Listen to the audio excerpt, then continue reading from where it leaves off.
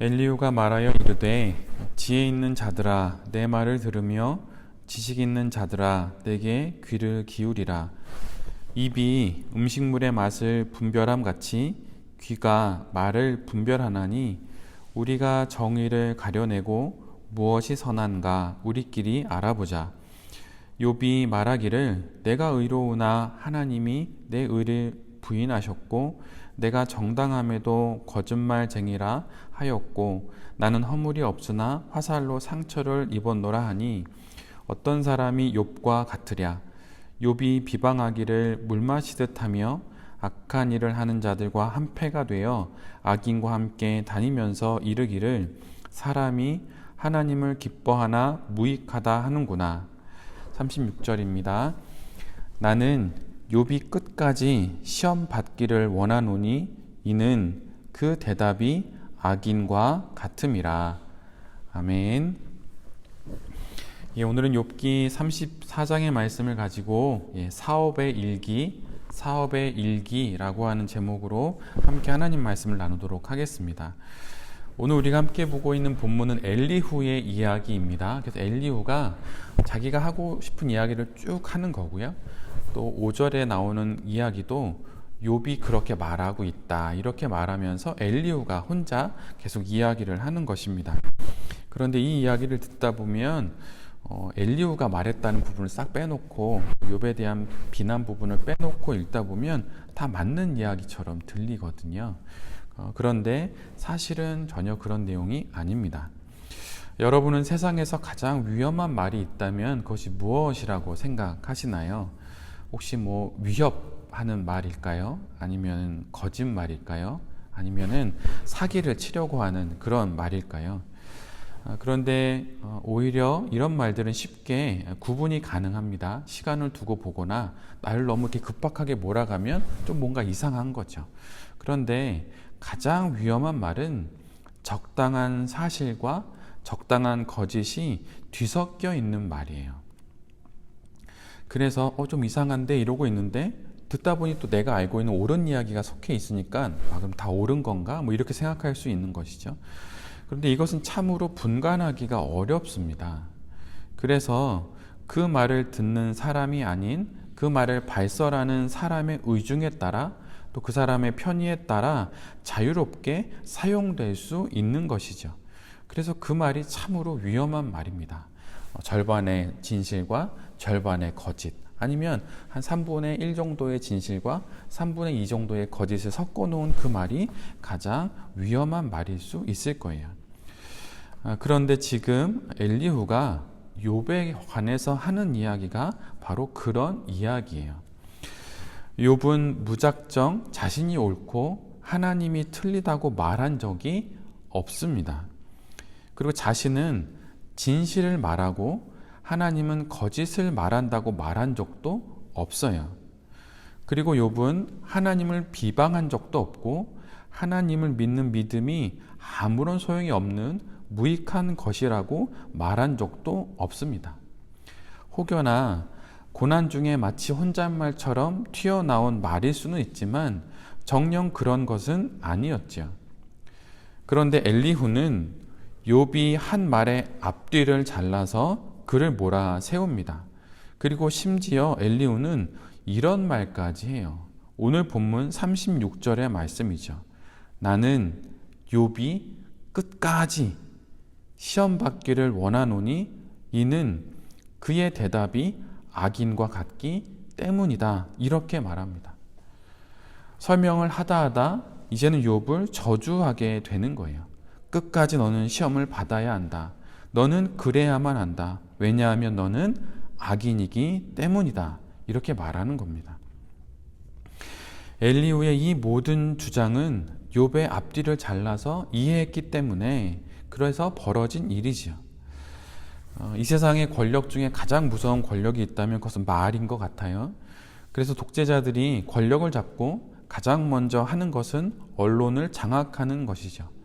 같은 말이어도 전혀 다른 방향으로 바꾸어 전달할 수 있기 때문이에요. 엘리후처럼 말이죠. 그러나 하나님은 우리가 가지고 있는 이 말씀으로 천지를 창조하셨어요. 같은 말인데 하나님은 말씀으로 천지를 창조하시는 창조의 말씀을 하시죠. 그런데 인간은 세상을 말로써 파괴합니다. 사람을 말로써 망가뜨려요. 하나님처럼 말로 하나님의 나라를 만들어 가야 할 사람들이 말로 지옥을 만들고 말로 디스토피아를 만들어냅니다. 마치 같은 물을 마셔도 꿀을 만들어내는 벌과 또 독을 만들어내는 뱀처럼 이렇게 같은 말이지만 전혀 다른 결과를 만들어내는 것이죠. 우리의 사업의 현장을 돌아보면 그 사업의 현장에서 우리가 가장 많이 하는 것은 실은 말입니다. 목회자도 마찬가지죠. 말을 제일 많이 합니다. 바른 말을 하기 위해 그래서 우리는 늘 상황의 전후 맥락을 보려는 노력을 늘 기울여야 해요. 급한 마음에 앞뒤를 자르고 상황을 보고 의견을 내다보면 실수하기가 쉽습니다. 굳이 엘리후 정도까지는 아니어도 말꼬리를 자르거나 말꼬리를 잡아 상황을 오해하지 않도록 시간을 갖고 사업적인 환경을 돌아보려고 해야 하는 것이죠. 그렇다면 그렇게 하기 위해서 우리는 어떻게 해야 할까요?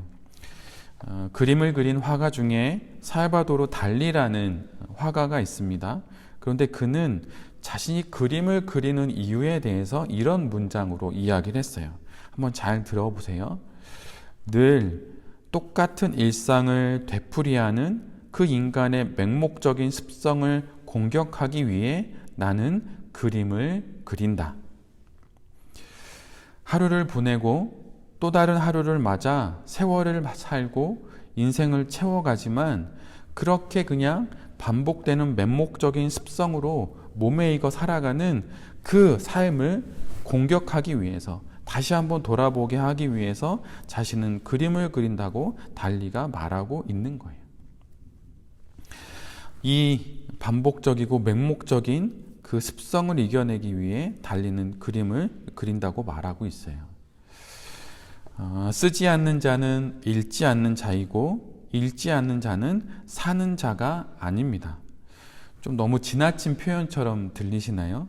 쓰지 않는 사람은 읽지 않는 사람이고 읽지 않는 사람은 사는 사람이 아니다. 그런데 제 짧은 경험으로 그리고 책을 조금 보는 인생을 살았던 제 경험으로 그리고 한 반백년 소위 50년 정도를 살아본 제 경험으로는 저의 경우엔 쓰지 않으면 내 것이 안 되는 것을 너무 많이 경험하게 되었어요. 많이 읽었는데 또 경험은 좀 했는데 쓰지 않으니 제 것이 안 되더라고요. 그래서 혹 우리가 사업을 하면서 내가 했던 그 사업을 돌아보며 사업의 일기를 만약 써본다면 우리의 사업은 좀 달라지지 않을까? 이런 생각을 해보게 됩니다. 오늘 내가 했던 사업의 앞부터 뒤까지 날마다 적어 나가다 보면 사업의 맥락을 알게 되고 새롭게 다가온 사업적 제안일 수도 있지만 들춰보면 예전에도 그런 경우가 있었고 그런 경우에 내가 이렇게 해서 그 부분은 넘어섰고 또 그 부분은 내가 실수를 했었구나 알게 되는 것이죠. 그리고 사업에 관련된 여러 사람들의 주장과 의견, 선택과 결정들을 사업의 일기를 써내려가면서 이해할 수도 있게 될 것입니다. 늘 똑같은 사업의 일상을 되풀이하는 사업가의 그 습성에 무너지지 않게 하기 위해 글을 쓰는 것이 사업을 잘 키워나가는 방법일 수 있는 것이죠. 지금 우리의 손에 들려진 성경도 누군가의 필사와 기록으로 인해서 우리에게 전해져 온 거예요. 그들의 수고로 인해 드러난 하나님의 계시인 성경을 통해 우리는 지금 하나님을 더욱 잘 알고 더 잘 믿게 된 것이죠. 말이라는 실로 수놓는 것이 있다면 그것이 저는 사업일 것 같아요. 누군가를 설득하고 누군가에게 제안을 하면서 어떤 사업적인 일을 넘어가면서 일을 하는 것이죠. 그래서 말이라는 실로 이렇게 수놓듯 하는 것이 바로 사업입니다. 어떻게 말하고 또 무엇을 말하고 언제 말하느냐에 따라서 사업은 전혀 다른 양상을 갖게 되지요. 이 말은 어떻게 다듬어질 수 있을까요? 그것은 쓰는 것을 통해서 다듬어질 수 있습니다. 쓰는 것으로 말은 다듬어지고 그렇게 다듬어진 그 것들로 나의 사업을 잘 경영해 나갈 수 있는 거죠. 제가 얼마 전에 읽었던 책 중에 예전에 읽었던 책을 다시 한번 훑어보다가 이제 봤던 문장인데요. 이순신 장군에 대한 평가 중 이런 평가가 있다고 해요. 이순신 장군은 정치에 관심이 없었다. 이런 정치적 무관심이 바로 정치가 그를 두려워하는 이유가 되었다. 참으로 아이러니입니다. 정치에 무관심했는데 오히려 정치는 그를 두려워하니 말이에요. 사업도 어쩌면 돈에 무관심할 때 오히려 돈이 그 사업가를 무서워할지 몰라요. 돈 이렇게 말하다 결국 돈이 전혀 무서워하지 않는 사업가가 될 수도 있는 것이죠. 돈에 대한 자신의 생각, 사업에 대한 자신의 생각, 사업가로서의 자신에 대한 생각들을 글로 쓴다면 돈이 오히려 그 사업가와 그가 하는 사업을 두려워할 것입니다.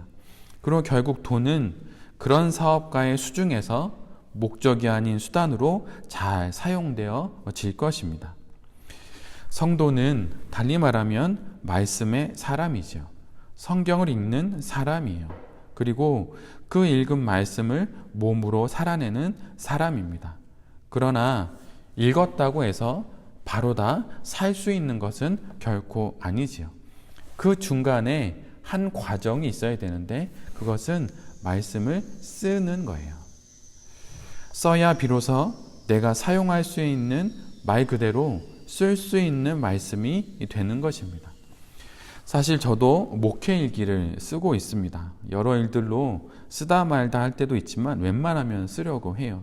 그래서 목회 현장에서 경험했던 것, 그런 것들을 적어 나가면서 그 여러 상황들을 이제 보게 되죠.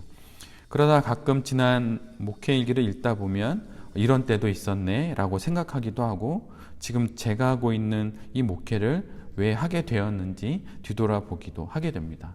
그리고 어떤 제안을 누구로부터 받을 때 그걸 내가 받아들여야 하는지 아니면 그것을 정중하게 거절해야 하는지도 목회 일기를 통해서 한번 돌아보면서 내가 여기까지 오게 된 여정을 다시 한번 글로 읽으면서 다시 한번 지금의 결정들을 이제 되돌아보게 되는 것이죠.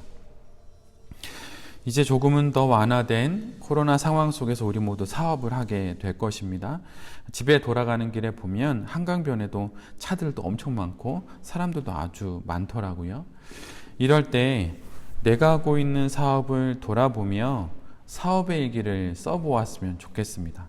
그렇게 쓰므로 내가 하고 있는 사업의 길을 걸어갈 때 어떻게 걸어가야 할지 다시 한번 생각해보는, 그래서 하나님께서 원하시는 그 사업의 길을 잘 걸어가는 베레베 모든 대표님들이 되셨으면 정말 좋겠습니다.